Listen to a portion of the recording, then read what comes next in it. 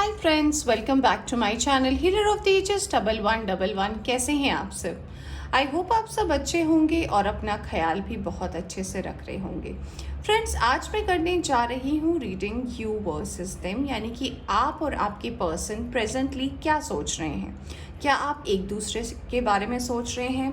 क्या आप कुछ ऐसा सोच रहे हैं जो आपके वर्क रिलेटेड हो, अपने ड्रीम रिलेटेड हो, और आपके पर्सन अभी करंट एनर्जी में क्या सोचने की कोशिश कर रहे हैं? ठीक है, आज हम ये कार्ड्स देखेंगे, कुछ आपके लिए, कुछ आपके पर्सन के लिए, और फिर हम देखेंगे कि म्यूचुअल एनर्जी और डिवाइन आपको क्या मैसेज देना चाहते हैं इससे। ठीक है, तो ये जो है सभी साइन के लिए रीडिंग है। आज मैंने कोई अलग से पाइल नहीं रखी है, तो आप इस रीडिंग को एज अ जनरल रीडिंग देख सकते हैं। ज़रूरी नहीं है सभी के साथ सारे साइन और एलिमेंट मैच करें। जितना आपसे रेजोनेट करती है उतना आप रख सकते हैं, बाकी जाने दे सकते हैं। एक टाइमलेस रीडिंग भी है, तो जब भी आप इस रीडिंग तक पहुँचें आप इस रीडिंग को देख सकते हैं। ठीक है, सबसे पहली एनर्जी आ गई है आपकी परसिवरेंस। चलिए देखते हैं अब आपके पर्सन की क्या एनर्जी आती है।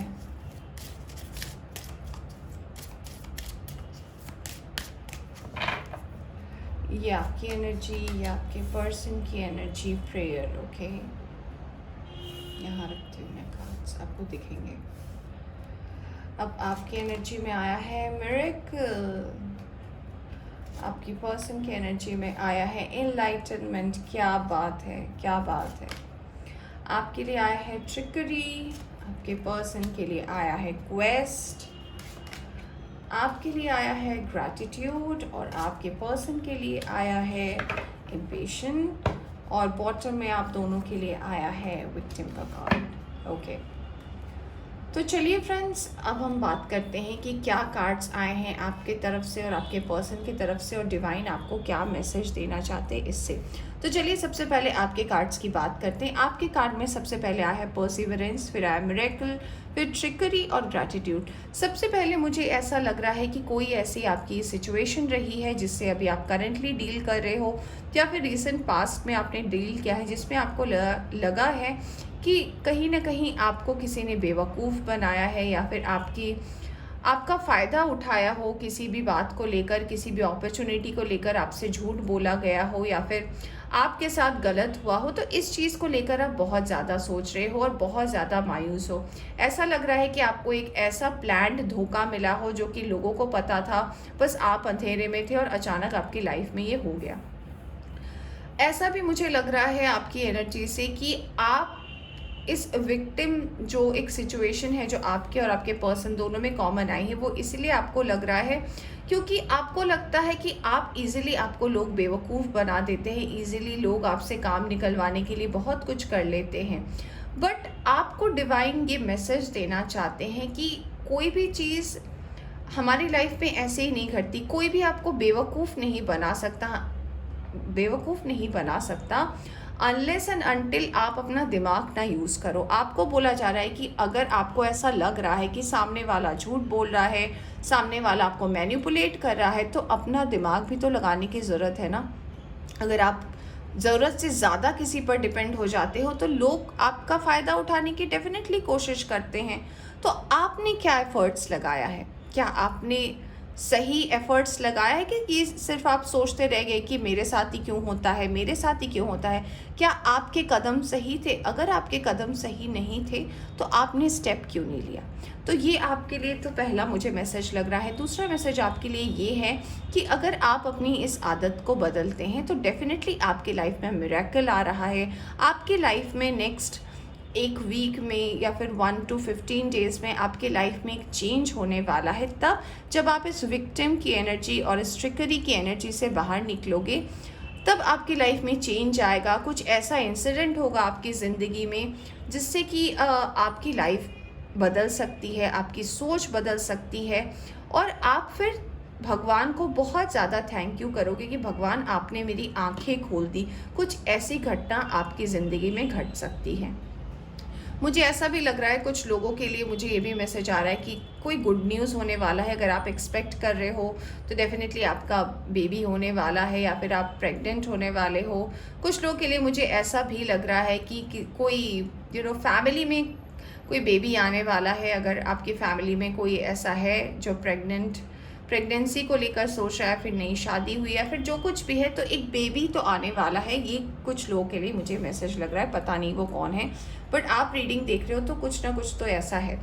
अब आपके पर्सन की एनर्जी की बात करूँ तो मुझे ऐसा लग रहा है कि आपके पर्सन जो है वो बहुत ज़्यादा स्पिरिचुअल है, वो डिवाइन एनर्जी को मानते हैं, वो चीज़ें समझते हैं, बट हमेशा उनको लगता है कि वो कोई ना कोई ट्रैप में फंस जाते हैं। लोग उन्हें बातों बातों में उनका फ़ायदा उठा लेते हैं, उनके भोलेपन का, या फिर वो बहुत सादा सीधा बोलते हैं इसीलिए, और उनके मन में कई सवाल रह जाते हैं। कभी कभी उनका एटीट्यूड बहुत ज़्यादा इम्पेशेंट हो जाता है, बहुत हड़बड़ करने लगते हैं, क्या होगा इतना ज़्यादा सोचने लगते हैं कि उसका आंसर कहीं ना कहीं ना में तब्दील हो जाता है और उनको रिजेक्शन मिल जाता है।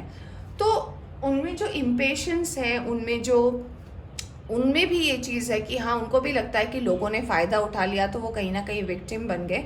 तो कहीं ना कहीं ये म्यूचुअल एनर्जी आप दोनों को ये बताना चाहती है कि लोग आपका फ़ायदा तब उठाते हैं, लोग तब आपसे कोई बेनिफिट ले सकते हैं जब आप उन्हें मौका देते हैं।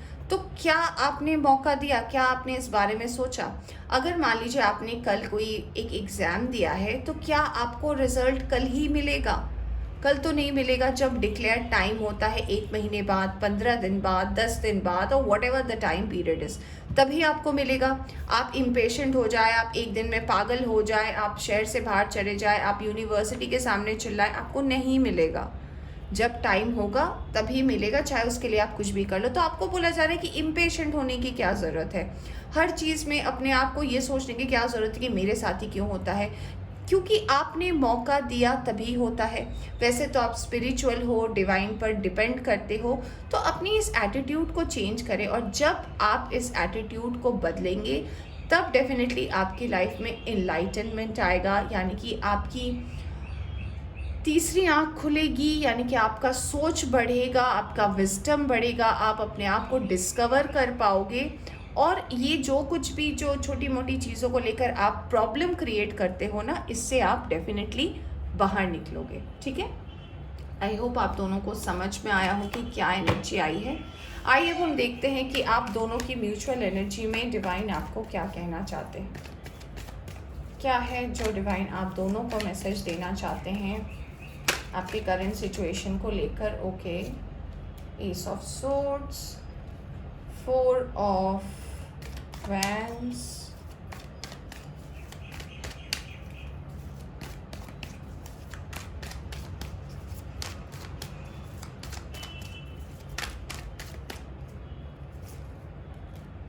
Hanged man, star,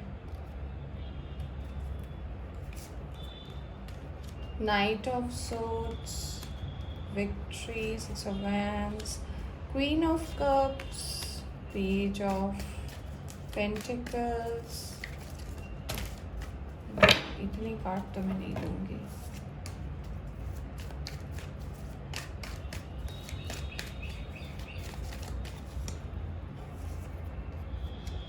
Two of Wands, Lovers, 6 of Swords, 5 of Wands, bottom से आया है वाओ, 10 ऑफ पेंटिकल्स। तो फ्रेंड्स, आप दोनों की म्यूचुअल एनर्जी जो आई है, आपको तो कुछ लोगों को तो समझ में आ गया होगा कि क्या आई, क्योंकि मुझे लग रहा है लोग तो रीडिंग्स देखते हैं तो कार्ड देखकर समझ में आ ही गया होगा। तो फ्रेंड्स, आपकी म्यूचुअल एनर्जी में जो आई है मैं आपको बताना चाहती हूँ। सबसे पहला तो ये है कि आप लोगों की लाइफ में क्लैरिटी आ रही है, अपॉर्चुनिटी आ रही है, यानी कि जिस चीज़ को भी लेकर आप और आपके पर्सन विक्टिम फील करते थे, या फिर आपको ऐसा लगता था कि लोग आपसे साफ साफ बात नहीं करते, या फिर आप दोनों की एनर्जी ऐसी होगी कि आप दोनों को लगता होगा कि मेरे पर्सन मेरे से झूठ बोल रहे हैं, उन्हें लगता होगा कि ये सीधे बात नहीं करता या करती। तो जो कुछ भी है, इस मिसअंडरस्टैंडिंग से आप लोगों को क्लैरिटी मिलने वाली है, और बहुत जल्द मिलने वाली है।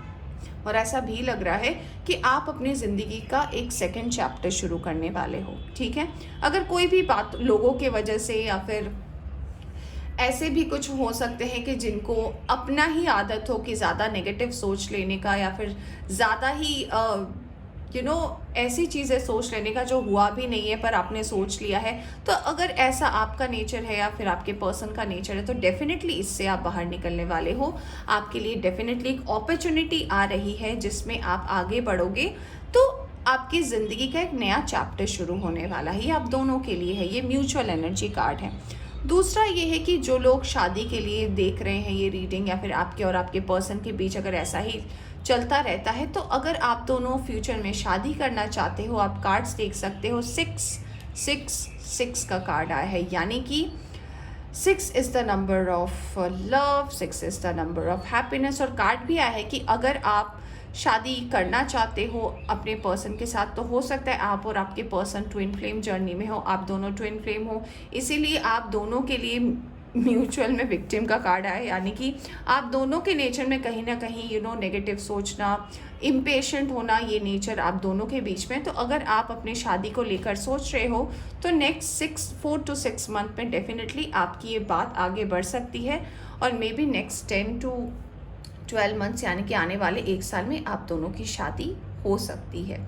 तीसरा मैसेज ये आया है कि अगर आप सिंगल हैं और किसी पर्सन को लेकर स्टक हैं, या फिर अगर आप अपने शहर से बाहर जाना चाहते हैं अपने वर्क और करियर को लेकर, या फिर किसी पर्सन के पास जाना चाहते हैं जहां आप जाने से रुक रहे थे, हो सकता है आप और आपके पर्सन लॉन्ग डिस्टेंस रिलेशनशिप में हैं, तो डेफिनेटली आप उस तरफ मूव कर पाओगे आने वाले टाइम में, और आप अपने पर्सन से मिल पाओगे। जो भी मिसअंडरस्टैंडिंग है उसे क्लियर कर पाओगे। अगर आप नो कॉन्टैक्ट जोन में हो तो वो एनर्जी भी आपकी आने वाले टाइम में बदलने वाली है।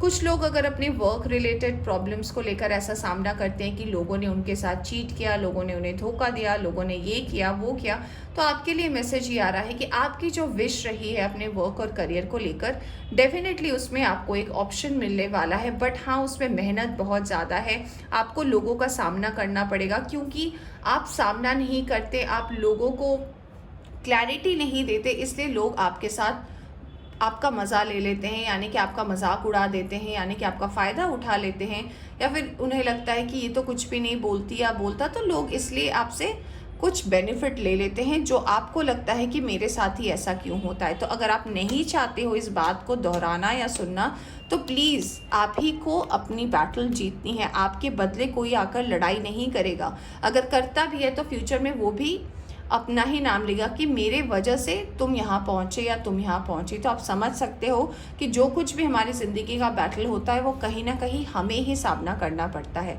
तो अगर आप ये चीज़ करते हो और जो भी डिसीजन आप लेते हो अपनी ज़िंदगी में, यहाँ पे 4 चीज़ें आई हैं और मैंने आपको चारों ऑप्शंस एक्सप्लेन की कि हो सकता है आपकी लाइफ में क्लैरिटी मांग रहे हो तो क्लैरिटी आ रही हो, जो शादी देखना चाह रहे हैं शादी आ रही है, जो अपने पर्सन के पास मूव करना चाहते हैं या फिर जॉब अपॉर्चुनिटी को लेकर मूव करना चाहते हैं, देश के बाहर जाना चाहते हैं, या फिर आप अपने पर्सन के पास जाना चाहते हैं, वो हो सकता है, और अपॉर्चुनिटी भी हो सकता है। तो ओवरऑल यहाँ पे 10 ऑफ पेंटिकल्स से एक हैप्पी फैमिली को दिखाता है, ये प्रॉस्पेरिटी को दिखाता है, ये वेल्थ को, ये एबंडेंस को दिखाता है। ठीक है, तो ये है आपकी ओवरऑल एनर्जी फ्रेंड्स। अब हम देखेंगे कि डिवाइन आपको क्या मैसेज देना चाहते हैं। चलिए देख लेते हैं और फिर हम करेंगे इस रीडिंग को एंड। चलिए, nothing is yet set in stone, यानी कि जो कुछ भी सिचुएशन हो रहा है ये कोई पत्थर की लकीर नहीं है कि हाँ ऐसा ही चलता रहेगा। आप बदलाव लाओगे, चीज़ों में बदलाव आएगा। Take time to breathe out, थोड़ा सांस लेने की ज़रूरत है। आप ये इम्पेशेंट का कार्ड यही बताता है कि बहुत ज़्यादा हड़बड़ा जाते हो, बहुत ज़्यादा चीज़ों को लेकर सोचते हो। Conclusions are within reach, यानी कि सॉल्यूशंस आप ही के पास है, बस आप सही डायरेक्शन में सोच नहीं रहे हो। Step out of your comfort zone, जैसे कि कुछ लोग बाहर जाना चाहते हैं तो उनके लिए ये है कि अब आपको स्टेप लेने पड़ेंगे, सिर्फ सोचने से नहीं होगा कि आपको बाहर जाना है। It's time to take action, यानी कि आपको एक्शन लेने की ज़रूरत है। और एक और कार्ड मैं निकालूंगी, a time to give rather than take, यानी कि अगर अब तक आप लोगों की सुन रहे थे, लोगों से मदद ले रहे थे, तो अब आपका टाइम है कि अब आप थोड़ी एक्शंस लो अपनी लाइफ में। ओके, एंड बॉटम से आया है show the world the real you, यानी कि जैसे हैं आप रियलिटी में, जो लोग नहीं जानते हैं, जो आपने छुपा कर रखा है, वो दिखाएं लोगों को कि आप रियलिटी में क्या हो। ओके, तो फ्रेंड्स ये थी आपकी रीडिंग। होप आपको पसंद आई हो तो लाइक करें, चैनल पर नए आए हैं तो चैनल को सब्सक्राइब करना ना भूलें। Bye bye.